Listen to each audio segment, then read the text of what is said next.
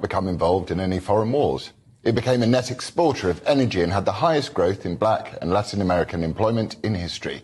All this despite enduring unending attempts to undermine the presidency of Donald Trump by the Democratic Party and their minions in the media.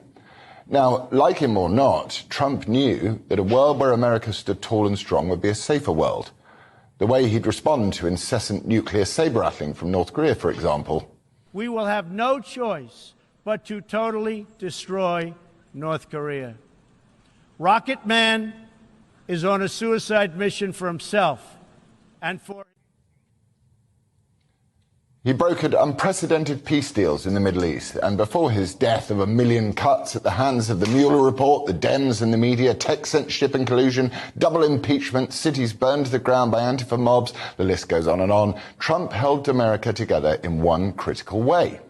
He understood the core concept of what keeps this fragile world as stable as it can be: deterrence. Those who would wish America ill were cautious of this impetuous Manhattan millionaire who put America and all its people first. He was proud to be an American, as his rally song blared out at every gathering of the deplorables.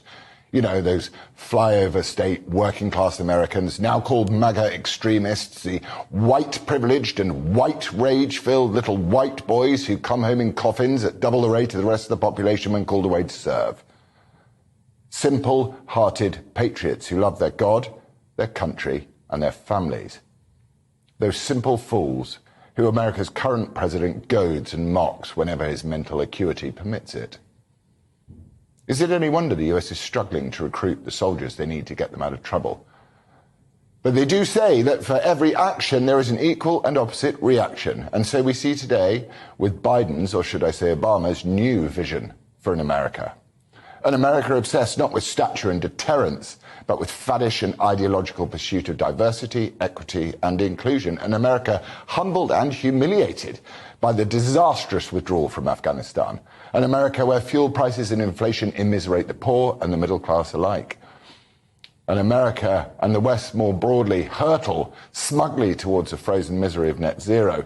Meanwhile, China fires up a new coal-fired power station at the rate of almost one a week alongside a shiny new solar panel plant next door to sell to their Western buddies, and then they just sit back, crack open a bottle of Tsingtao, smile and count the money. America and the West in general is more divided, inequitable and exclusionary than ever.